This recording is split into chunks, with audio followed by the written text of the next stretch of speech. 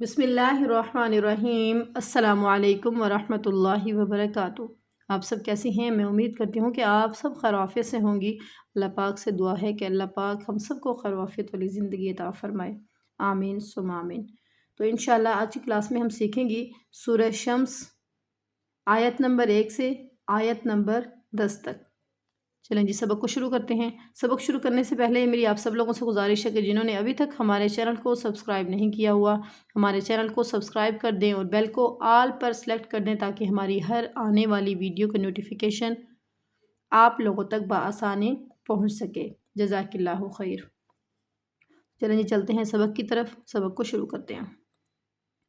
اعوذ باللہ من الشیطان الرجیم، بسم اللہ الرحمن الرحیم،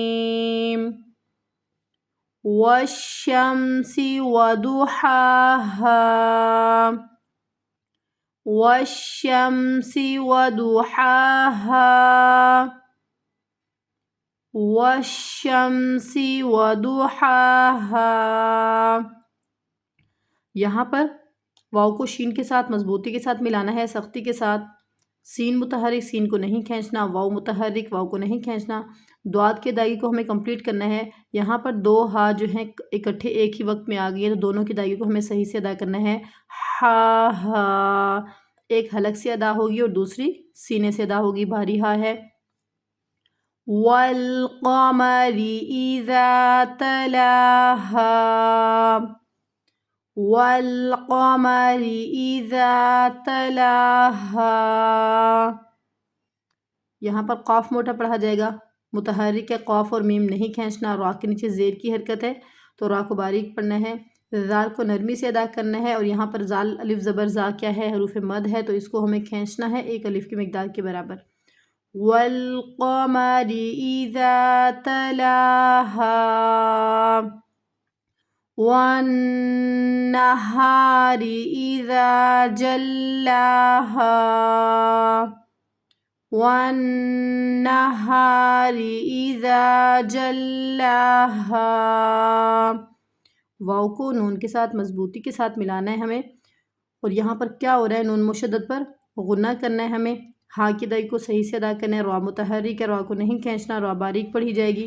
اذا حروف مد ایک الف کی مقدار کے برابر کھینچنا ہے۔ جلاہا یہاں پہ اکثر غلطی ہوتی ہے، جلاہا جلاہا نہیں پڑھنا، جلاہا جلاہا۔ والنہار اذا جلاہا، واللیل اذا یغشاہا، واللیل اذا یغشاہا۔ واللیل کی آواز نہیں آنی چاہیے، یغ غائن کی آواز میں قلقلہ نہیں ہونا چاہیے، کھڑی زبر ہے، کھینچنا ہے۔ تو جب بھی آیت ختم ہو اور آخری حرف حروف مد میں سے ہو تو اس کو بھی ہمیں کمپلیٹ ادائیگی اس کی کرنی ہوتی ہے۔ واللیل اذا یغشاہا، والسماء وما بناها، والسماء وما بناها۔ مد متصل ادائیگی کمپلیٹ ہونی چاہیے، حمزہ متحرک، اس کو نہیں کھینچنا۔ وما بناها حروف مد کی ادائیگی کو کمپلیٹ کرنا ہے، کھڑی زبر کی حرکت ہے تو اس کو بھی ہمیں کمپلیٹ کرنا ہے۔ والارض وما طحاها، والارض وما طحاها۔ را یہاں پر موٹا پڑھا جائے گا کیونکہ را سے پہلے زبر کی حرکت ہے۔ وما واو کو نہیں کھینچنا، میم الف زبر ما حروف مد ہے، حروف مد کی ادائیگی کو کمپلیٹ کرنا ہے، ایک الف کی مقدار کے برابر کھینچتے ہوئے اس کو ہمیں لمبا کرنا ہے۔ یہاں پہ ہماری غلطی ہوتی ہے طحاہا، جب ہم طا پڑھتے ہیں نا تو گول منہ کو جو آگے سے ہونٹ ہے اس کو چھوٹا سا گول کر دیتے ہیں، جس میں کس کی آواز آ رہی ہے؟ طحا، تو کی آواز آ رہی ہے، طحاہا، طا نہیں طا، طا منہ کو سیدھا کھولنا ہے، کمپلیٹ کھولنا ہے۔ آگے سے جو ہونٹوں کی چونچ سی بنا لیتی ہیں اس کی وجہ سے اس پہ پیش سی محسوس ہو رہی ہوتی ہے۔ طحاہا، طحاہا، طحاها والأرض وما طحاها ونفس وما سواها ونفس وما سواها۔ سیوں پہ کون سا قاعدہ ہو رہا ہے؟ ادغام مع غنہ۔ ادغام کے معنی ہے ملانا، تو ہمیں سین کو واو کے ساتھ ملاتے ہوئے ادغام کرنا ہے غنے کے ساتھ، یعنی کہ تھوڑی سی بن بناہٹ سی پیدا ہوگی۔ سواہا سختی کے ساتھ، مضبوطی کے ساتھ، سواہا ونفس وما سواہا فألہمہا فجورہا وتقواہا۔ فألہمہا دونوں ہاں بھاری ہیں، سینے سے ادا ہوں گی، اس کو نہیں کھینچنا، اس کو کھینچنا کیونکہ یہ حروف مد ہے۔ فجورہا اس لفظ پہ ہماری غلطی ہوتی ہے، فجورہا، یہ فا نہیں ہے، فا کے اوپر پیش کی حرکت ہے، زبر نہیں ہے۔ فألہمہا فجورہا وتقواہا وتقواہا قد افلح من زکاہا قد افلح من زکاہا۔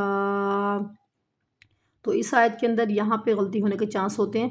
قد افلح ہا کو کھینچنا یہ غلطی، تو اس غلطی سے بچنا ہے، یہ غلطی نہیں ہونی چاہیے۔ قد افلح من زکاہا اخفا ہو رہا ہے، نون ساکن کے بعد اگلا حرف زا ہے، تو یہاں پہ ہمیں اخفا کرنا ہے، یعنی کہ اس نون کی آواز کو ہمیں چھپانا ہے، زا کو کاف کے ساتھ مضبوطی کے ساتھ ملانا ہے۔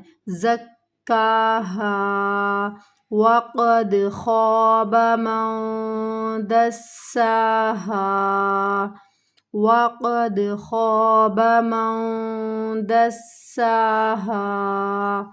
واو کو ادائیگی میں ہمیں ہمارے ہونٹ ہمیشہ گول ہونے چاہیے، قاف کو دال کے ساتھ ملاتے ہوئے قاف کے ادائیگی کو ہمیں کمپلیٹ کرنا ہے۔ خواب با کو نہیں کھینچنا۔ وقد خواب من دساہا